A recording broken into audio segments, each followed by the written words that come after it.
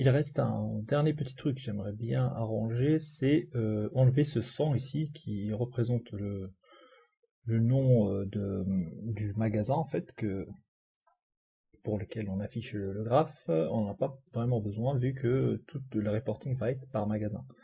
Donc pour ça, on va dans Batch et c'est ici qu'on a Custom Title for Batch Charts, qu'on a ce titre en fait. Ici, automatiquement, il prend la valeur qu'il y a dans Store Number, le champ Store Number.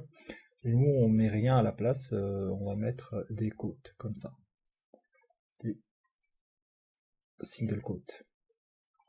Là, normalement, à l'affichage, ça devrait pas les afficher, donc on va tester ça en renom. On va mettre un browse. Pour les outils reporting, il faut mettre un browse en fait pour visualiser les résultats. Je vais vous montrer à quoi ça ressemble sans browse. Sans browse, en fait, on se retrouve avec une table comme ça dans la preview qui est pas vraiment utile. Et quand on clique sur le browse, là, on a le vrai résultat qui va s'afficher. Effectivement, donc on a notre graphe sans titre. Voilà, ça me convient. On va poursuivre. Maintenant, on veut créer un tableau pour ajouter à ce graphe pour créer notre reporting. Donc on va dans reporting et on cherche table. On vient, on le connecte à cette partie du workflow. Et comme pour le graphe, on veut créer une table par store number. Donc c'est ici qu'on choisit dans la partie group by, en fait en lui disant store group by store number, il va nous créer une table par store number. On a le choix entre des tables basiques ou pivot table. Là on va créer une table basique. Elle doit faire toute la largeur de la feuille. Et on va pas prendre toutes les colonnes, on n'a pas besoin des 3 dernières colonnes, on a juste besoin du numéro du magasin, distance, la médiane et le nombre de customers. Ouais, ça me va. On lance ça pour voir à quoi ça ressemble en mettant bien sûr un browse. On met pas plus de configuration. Là, ça nous donne voilà, des tables qui sont pas mal, mais on va bien changer la couleur pour avoir quelque chose de plus joli.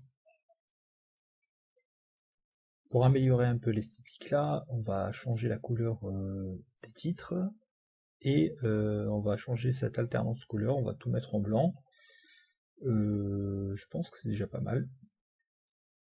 On va donc dans Table, on clique sur Défaut Table Settings, ici on va qu'on peut changer le style.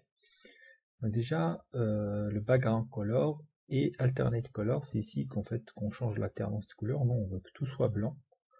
On prend l'alternance de couleur, on la met en blanc. Avant c'était gris. Donc maintenant les deux, chaque ligne va être blanche.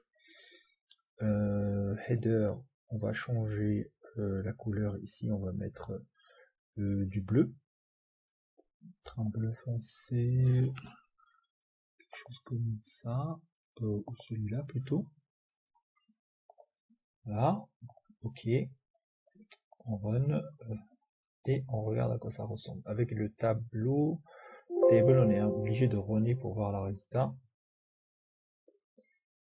C'est déjà mieux, mais on voit pas les titres, donc là on va les mettre en blanc.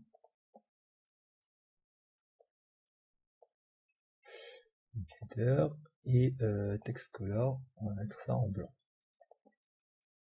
Donc là on devrait être bon.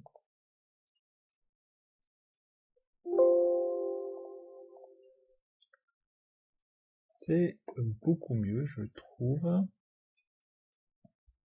Ça nous donne quelque chose de plus présentable.